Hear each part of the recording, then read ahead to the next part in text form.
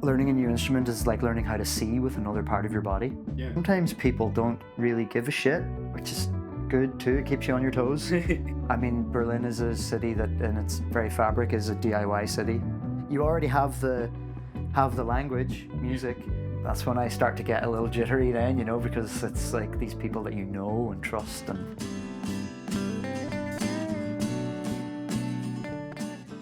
Hello, everyone. I'm sitting here with Conor Cunningham. Welcome, Conor. Thank Thanks you for very playing much. your song. Does the song already have a name? It's got some working titles. Yeah, we'll have it nailed down. Maybe Fresh Off the Press is a good name for it, actually. Yeah. Yeah. If you would link this song to a dish, what would it be? Dish. Uh-huh. It's got a pretty crunchy sound to it, I think, this song. Yeah, I would say But so. there's also something kind of weird about it. So crunchy and strange. So maybe pickles, something pickled beetroot or pickled cucumbers or something.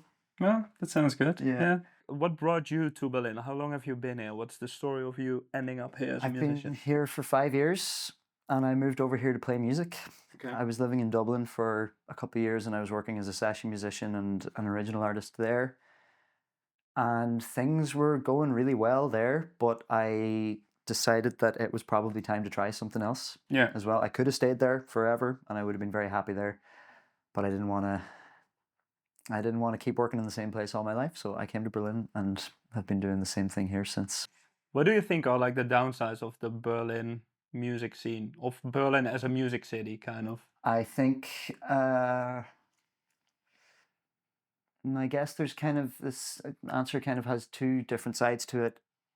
There is great funding for music in Berlin. I think you and Denise touched on this in your interview. There's some fantastic funding that Ireland doesn't really have. But unless you get the funding, it's very hard to sustain yourself on concerts in this city because a lot of the venues just don't pay. Yeah. You know, they'll give you a hat to pass around.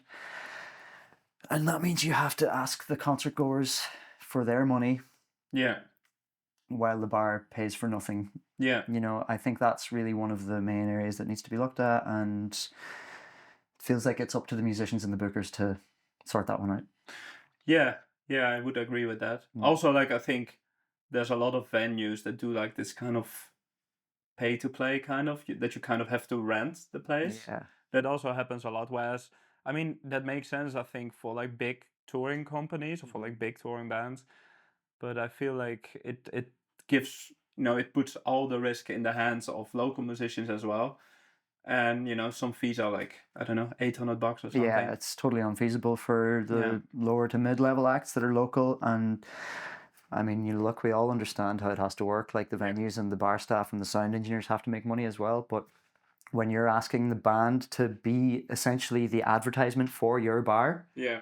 to get people in, pay for drinks, pay for food, I think there's definitely another option that has to be explored there. Yeah. I mean, Berlin is a city that in its very fabric is a DIY city.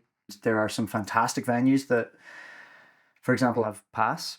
Yeah, I know that one, yeah. I mean, it's possibly the best model of a venue and how venues can look towards having proper concerts in the future. Right. You don't rent to play there, and the quality of the gigs is really phenomenal. Yeah. You also play as a session musician, right? I do. What kind of instruments do you play? Multiple. I started on, well, my first instrument was banjo, which I don't play anymore. I Yeah. was a young child learning banjo, traditional Irish music, and I gave that up very quickly when I realized when I started thinking that it wasn't cool when I went to secondary school. Mm-hmm. So then I moved into guitar and bass, kind of stringed stuff, and piano when I was in secondary school. Yeah. I sat on those for a while and got cozy and kind of started finding how I wanted to play them. And then I bought a little tin whistle. Yeah. Like an Irish thing, when I was going on a holiday somewhere on my own. And that was kind of the start into my venture into learning other instruments then. So I went very quickly from a tin whistle onto a flute, on like the Irish flute, onto the classical flute, and then a clarinet, and then a saxophone is this kind of stream up towards these more complex wind instruments. And then at the moment now, the trumpet is kind of where I'm trying to focus my knowledge, but it's tough. Yeah, so Is it like that you need to like continuously learn new things also to remain inspired? Is that also a reason why like to get out of your comfort zone or something? that Or helps, but I also just get a little bit bored, you know. yeah, The allure of a new instrument right. is really fascinating to me. You know, it's this whole other world. You already have the language, Yeah, music, but you've got this, I don't know, this new system of writing it. You right. know, you can, great friend and collaborator Mark Lockery and I had this conversation just the other night and talking about learning new instruments. And he said something great was that learning a new instrument is like learning how to see with another part of your body. Yeah, I think most people will play guitar or yeah, piano, you know, and you're using your fingers in a very particular way, or maybe even your wrists. But we were talking about the uilleann pipes, which is the Irish bagpipes or war right. pipes, and you know they have to play with their elbows. Yeah, You know, they have a bellows and a bag, and then they are using the tips or their fingers and their leg and yeah, their wrist to play some keys here. You know, so that to me is this whole other world every time you learn an instrument. And I've always somebody said lots of people say that, you know, do you not feel like you would want to just practice one instrument and get really good at that? But I really feel like every time I learn a new instrument, I understand my old instrument a little bit better. yeah. Does it also influence your songwriting? The new instruments, do they affect how you write on the guitar, for example? I don't think they affect how I write, but they definitely influence how I arrange. Yeah, And yeah, if I'm writing on the guitar or the piano, which are the only two instruments that I would really write on, um, I think you just get so enveloped in that world that is right in front of you, you know. It's resonating into your body that it's kind of hard to think of any other yeah, thing. But, you know, I think the melody instruments do definitely, you know, if you're stuck in a little section, you could say, oh, okay, maybe I could hear a little clarinet section right. here Yeah. doing something, a rise or a fall. And then it Mm, can inform, I suppose. It can yeah, lead you, but yeah. nice. And the gigs that you play as a solo musician or as a session musician, do they feel differently as Oh, well? Like, an, yeah, yeah, yeah, yeah. I mean, when you play as a session musician, you're filling a very different role. When you play as your own music, you are kind of at once sort of poet and entertainer, like storyteller and entertainer in this strange combination. At least that's the way I view it. But then as a session musician, you are entertaining and you are telling a story, but really what you're doing is helping the songwriter realize the best way for them to play their song. You know, I think you have to stay out of the way, but also be in the perfect place at the right time. You know, and two very very different skills and two totally different worlds. You know, I think about it a lot, and my thoughts are never too clear on it because it's different every time. Every gig is different. yeah, Every gig I play with Elsdeer or whoever else is totally different to the next one, and then every gig I play myself is completely different to the next one. yeah, So it's a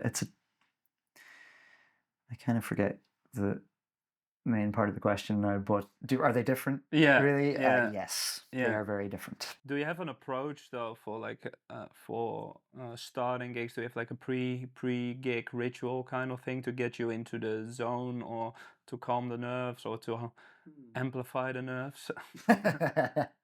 I don't get so nervous when I do session work for Yeah, people, um, because I know that they've trusted me to play their part of their musician. yeah, So I never really get nervous doing that. But I do get a little shaky when I play my own songs because you're totally exposed, right? yeah. You're completely exposed. And to as a part of a pre-gig ritual, I would do some breathing, Oh you yeah, know, um, tune my guitar, warm up the voice, yeah, you know, stretch the fingers a little bit. Nothing too serious, like yeah, nothing. I think the pre-gig ritual kind of starts when you wake up. You know, you've got it in the back of your mind the whole yeah, day, and like yeah, you're yeah. kind of working up to that moment. What kind of food are you gonna eat and Yeah, like yeah, yeah, yeah, totally. when? Yeah, yeah, and how spicy it's gonna be. Like, absolutely, yeah. You know, there's like, when you gig in Ireland and Yeah, when you're touring a lot, you're like, say, for example, you're like playing a gig that's in a hotel, or maybe the venue gives you a voucher for it's like a fish and chips place that's yeah, down the road, and you're like on stage and you're so full, you know, and yeah, like all you want to do is just like move around, but like your belly is the king at the end of the Yeah, day, you know. yeah. Yeah. Yeah, I made the mistake of getting like a kebab in Berlin once before a gig as No, well. no. That's a tough Yeah. acoustic situation. Yeah. Especially sometimes when you're on the road as well. Like the only food that you're gonna get is like a tuna sandwich in a petrol station, you know, Yeah, and then like maybe some crisps before the gig. yeah. Yeah. How would you describe the crowd in Berlin? Like the general crowd? Oh God, I don't Mm. know. It's so hard to say because there's so many different. Yeah. Like again, where there's so many scenes here, and Do you yeah, feel I like it's a mean, receptive audience or critical or it can non-critical? be everything really. You know, I think sometimes people don't really give a shit, which is good too. It keeps you on your toes. Yeah. And then sometimes you play to an audience that's sitting down on the carpet and they've given you their whole attention, you know.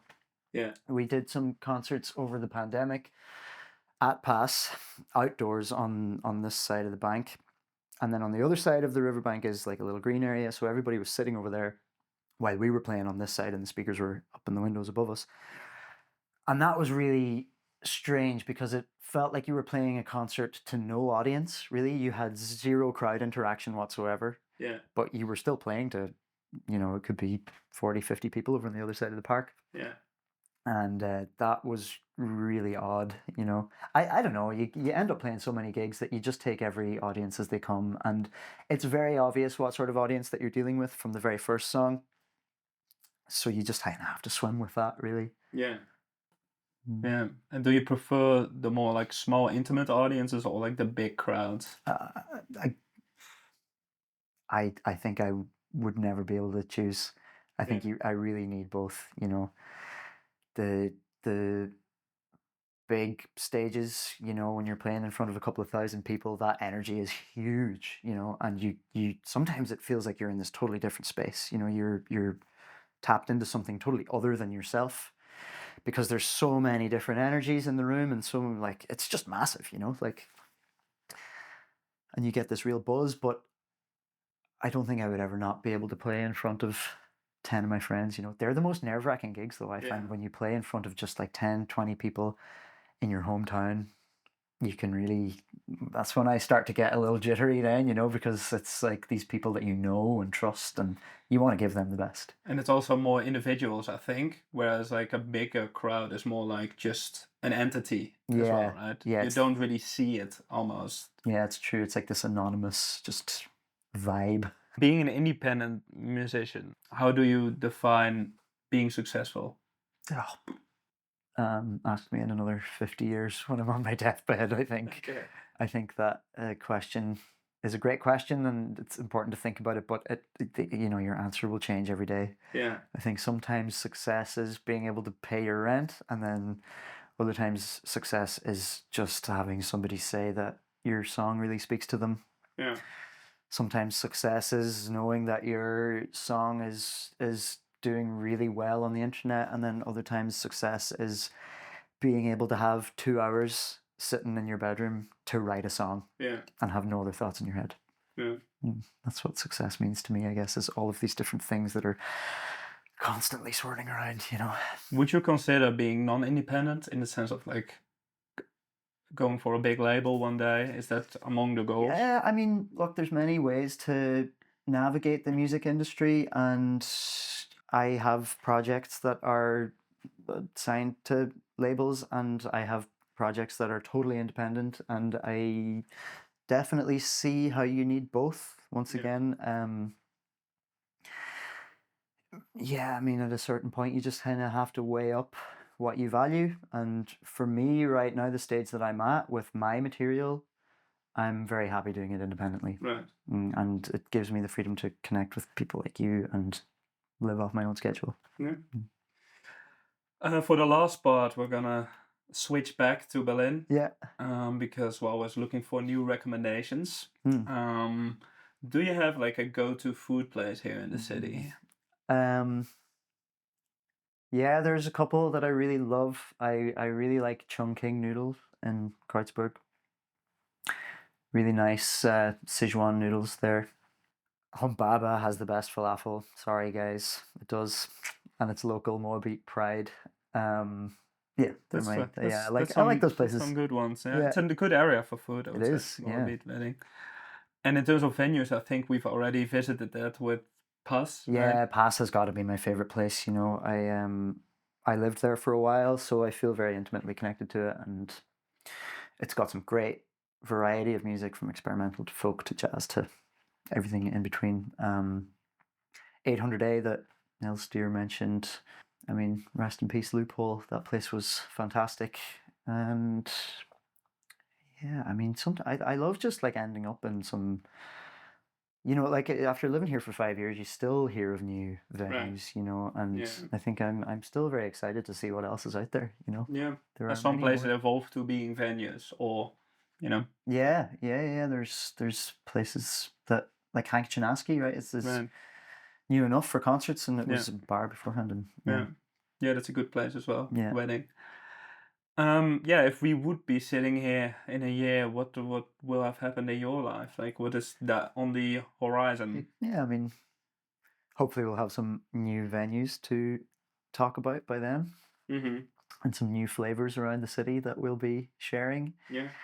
I would really like to have my music released by then. I don't have any of my material online. I've been very careful and protective with it. Mm-hmm. I've been gigging it, but I haven't released any of it. So by then, I would really like to have released it and toured it. I'd really like to collaborate with some more people in Berlin and Ireland and maybe even further abroad. Mm-hmm. And I'll have learned the trumpet. Very good. Yeah. Nice. Well, thanks a lot Yeah, thank for you. your input. I'm looking forward to the trumpet solos next year. Yeah. Yeah, it might be a bit loud for the kitchen. Yeah, Thanks. great. Cheers. Thanks so much, guys.